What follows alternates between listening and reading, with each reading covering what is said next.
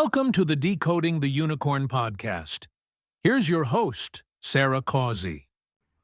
Hello, and thanks for tuning in. Welcome to episode 27 of Decoding the Unicorn, the podcast. I appreciate you joining me today.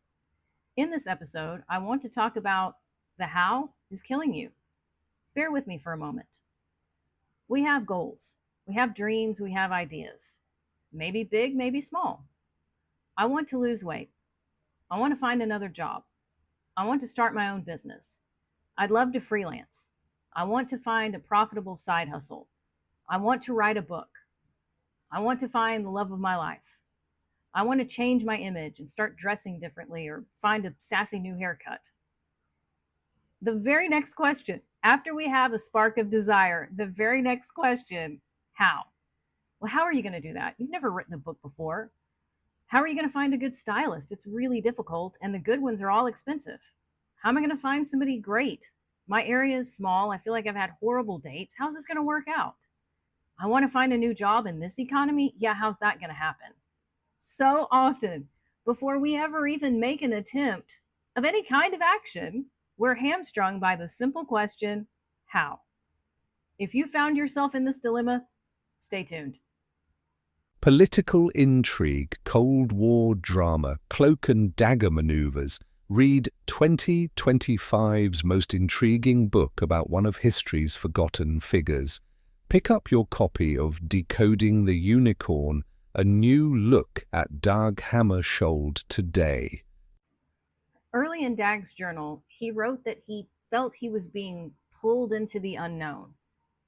He knew that something significant was going to happen in life, but he didn't really know what or when or how. He just had an overall sense that something big was on the horizon.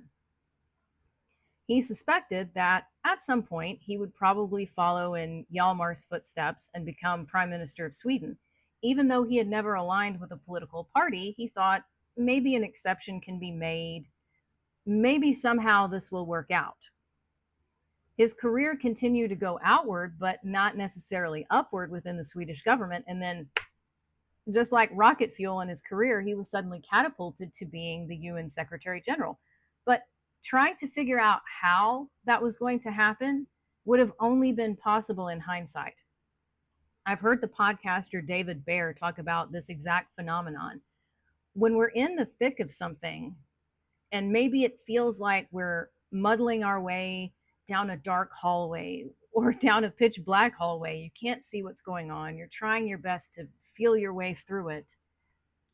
It's basically impossible to know exactly step by step what's going on. It's only possible when you look back in hindsight and you say, the amount of things that had to add up for me to have been at the right place at the right time for that event to go in my favor is phenomenal. People, I think nowadays, have the tendency to be cynical about the universe, and they think that almost any kind of optimism is woo-woo. And I don't necessarily blame them for that. But I do think they're selling themselves awfully short. It's like the quote, you have to decide if you believe in a fundamentally hostile universe or in a fundamentally friendly universe. I think a lot of people have given themselves over to the idea that the universe is fundamentally hostile, and what's the use in trying? Nevertheless, oh, isn't it human nature to have sparks of desire? I don't think we can resist it. I did quite a bit of academic work with the Faust legend, and I'm thinking back to early on in Goethe's Faust. Mephistopheles is talking about humanity. They just hop from one rubbish pile to another. They're like a grasshopper that can't stay content. It has to leap here and then leap there and stick its nose in other people's business. Humanity is not typically satisfied to stay in one place. So we have these sparks of desire. And then unfortunately, before they can gain any real momentum, we go into the how room. Well, how's this going to happen? So let's say that someone has decided they want to take a 6-month sabbatical from work, or maybe they want to semi-retire for 6 months, rent the proverbial cabin in the woods, write the great American novel, and be undisturbed for that period of time. the very next question, how am I going to do this? And my question to you is, what if you didn't have to worry about the how? What if the how was never going to be revealed to you except in hindsight anyway? But we want quick, fast, in a hurry. Well, how would I find another job? What if I got there and it didn't work out? How would I pay my bills? How am I going to write a book anyway? I have no experience doing that. How would I find an affordable cabin in the woods? How would all of this work out? How, and how? Except for its sister or its brother, what if? But that's a whole other anxiety topic. How am I going to find this amazing person? How am I going to find another job? How am I going to deal with a down economy? How could I possibly start a business after a layoff? Everybody's doing that. Everybody's freelancing now. The pond is crowded with fish. How would I stand out? How can I do this? How can I build a personal brand? On and on and on it goes. And I think sometimes even when we have that same sense, like Dag did, that we know we were meant for something more than what we're doing, we know that there's a higher potential that we haven't experienced yet, we begin to talk ourselves out of it with that one little word, how. We can't see how it's going to happen, therefore, it must not be capable of happening. And the good news there is that's just a limiting belief that's patently false. Ken Atchity has a book titled How to Quit Your Day Job and Live Out Your Dreams. And yeah, it's a bit funny that it's called How in an episode dedicated to how the question how hamstrings us. It's called How to Quit Your Day Job and Live Out Your Dreams. I don't agree with everything that's in the book, to be clear. I was having this discussion the other night with a friend of mine because he was asking me what I had been reading recently. And I said, well, the last book that I've read cover to cover was this book by Ken Atchity. And, you know, in my opinion, he's got some risky stuff in that book. And my friend was like, well, what does that mean? I was like, well, he is awfully frivolous about finances, for example. Again, that's just my opinion. But he's sort of like, hey, in America, they're not going to put you on the treadmill. They're not going to enforce poverty laws. They're not going to throw you in jail. So run up your credit cards and go into debt and declare bankruptcy if you have to. It's whatever. And I'm sitting here like, no, I don't think it's whatever. Having been in that position before, you know, I really haven't on this podcast talked about certain elements of my backstory, but years ago, I tried self-employment for the first time and I failed. I started a business where I was going to have my very own staffing agency, and it went splat at the bottom of the Grand Canyon. It did not work at all. I was constantly robbing Peter to pay Paul, worried about where my next dollar was coming from. It just felt like I was scraping the bottom of the barrel all the time. I didn't have my heart conditions at that point, so I was living off of sugar, caffeine, and fumes. It was extremely common for me to go to bed around midnight. And by that, I mean fall asleep with my laptop still going in my lap, just collapsing out of exhaustion at about midnight, and then get up at about 5 to just start hustle, like over and over again. And I was getting nowhere. I was getting nowhere fast. I can laugh about it now, but God, it was depressing at the time. And I teetered on the edge of bankruptcy. So for me, whenever I hear somebody like, oh, hey, just run up your credit card, it's not going to throw you in debtor's prison. You can always negotiate a settlement. And if you've got to declare bankruptcy, I mean, it's whatever. I'm like, no, I don't know about that. I don't think that's a direction that I would want to go in. And I certainly wouldn't recommend that for anybody else. As always, I'm no expert on this. You'd want to talk to a financial planner, a bankruptcy attorney, etc. But, you know, just for me personally, in my opinion, that's not a road that I would want to travel down. I'm more interested in having a life that's comfortable, where I can make ends meet and I feel like I have a little bit of breathing room. I'm not out here trying to become the next Elon Musk or Jeff Bezos. I just want to be able to live my life and work my projects and do the things that I find deeply meaningful. And I don't feel that I can do those things in a deeply meaningful way if I'm robbing Peter to pay Paul and creditors are blowing my phone up and I'm on the edge of bankruptcy. Having been there and done that before, it's not something that I would recommend. But with that being said, here's another DAG trait. You can learn from people you disagree with. You can learn from people that maybe some of what they're saying is off base, but some of it isn't.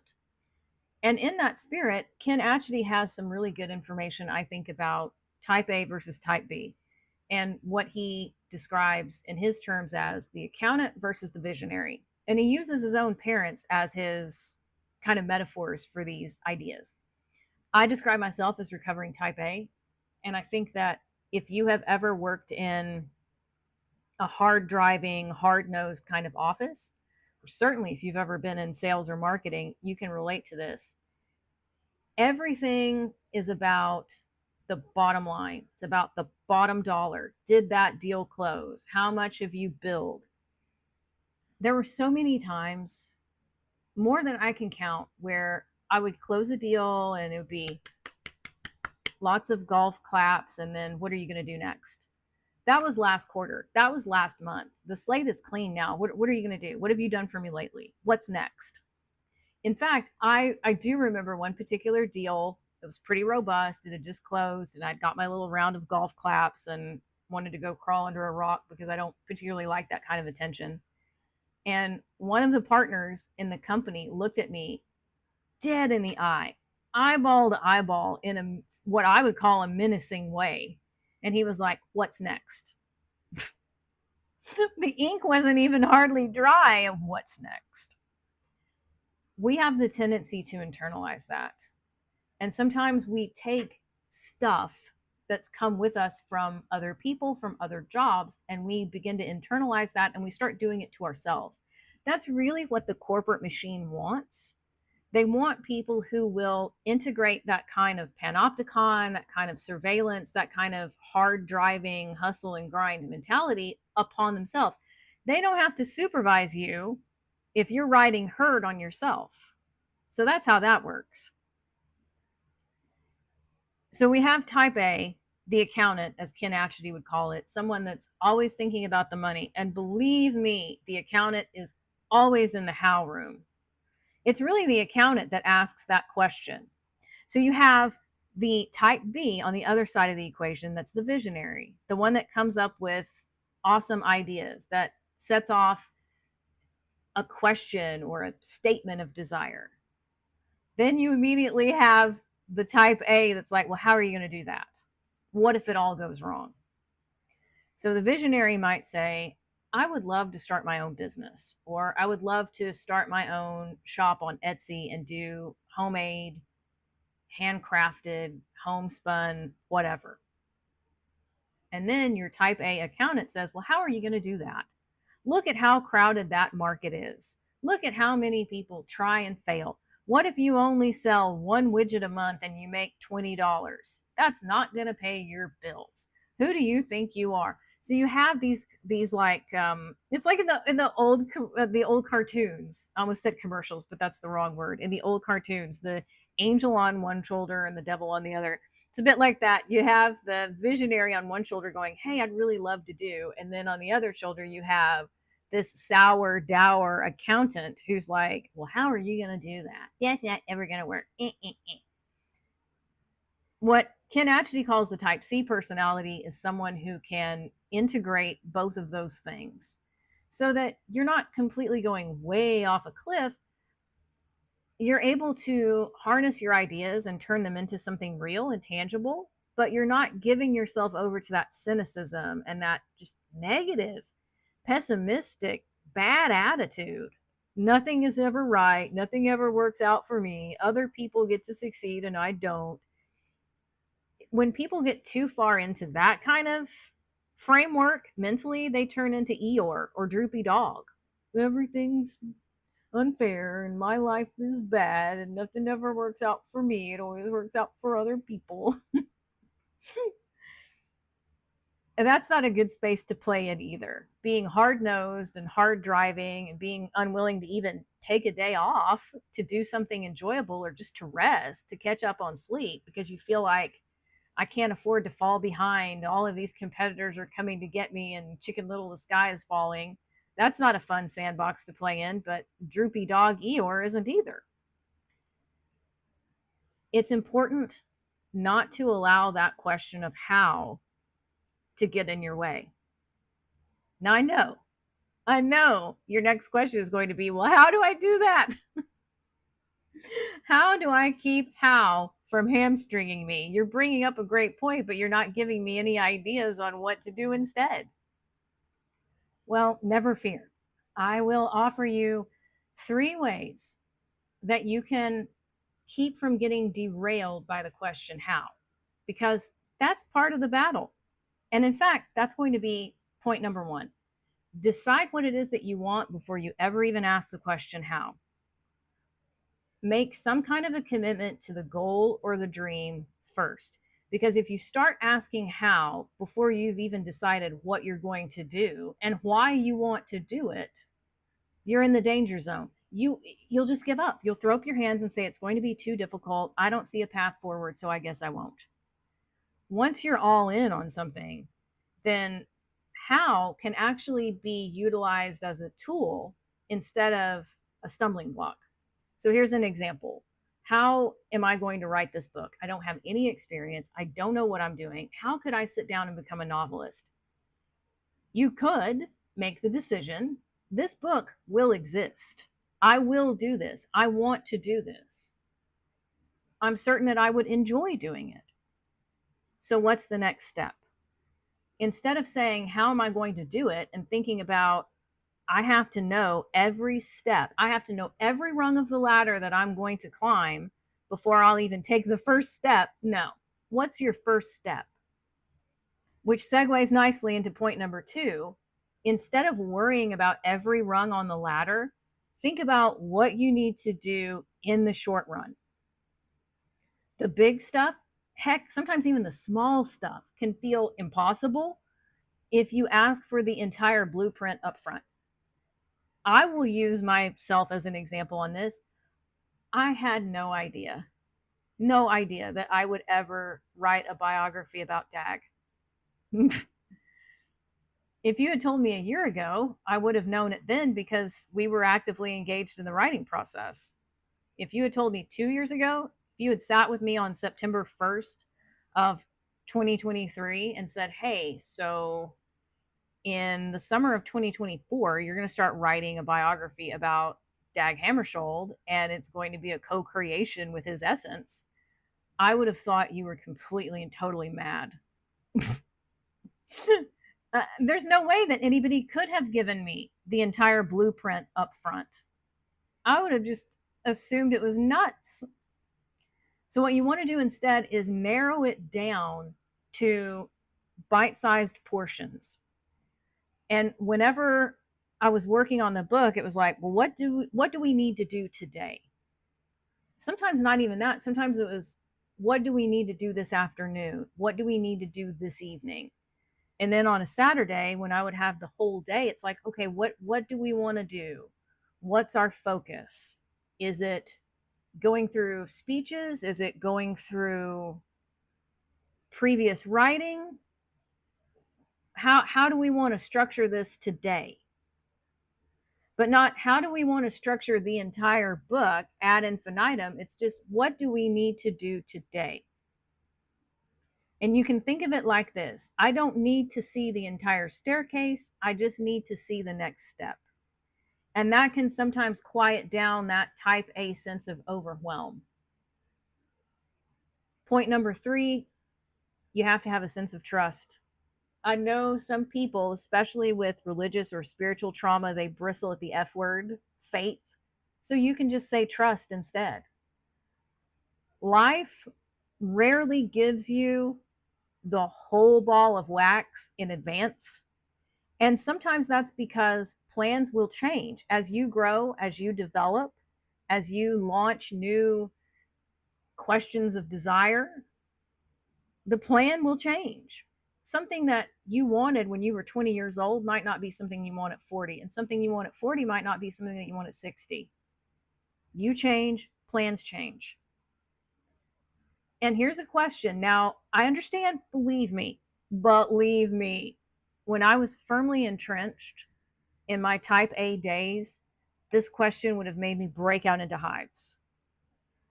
But just bear with me. What if you asked yourself the question, what if the how only becomes visible after I'm already in motion? I know that's scary, I do. I know some of you will push back and say, but what if I go in the wrong direction? Go in motion how? I don't even know what I'm supposed to be doing. What if the how only becomes visible after you're in motion? That will build that sense of faith or trust, if you prefer, in your own creativity, in your own problem solving skills. You may not see it from the starting line, but as you get further down the track, you'll realize I'm actually doing this. So again, I'll use myself as an example. I certainly had that question of like, how are we going to do this? I don't have any experience doing this. I was still at that time engaged in some staffing and recruiting work. I knew that I would have to do it in my off hours. And I'm like, I don't know how we're going to do this. I want to do it. I knew that. Dad can ask me to do anything. That's not the issue. It's just my own shortcomings. I was like, how am I going to do this? Well, don't forget that we live in the information age. How does one write a book?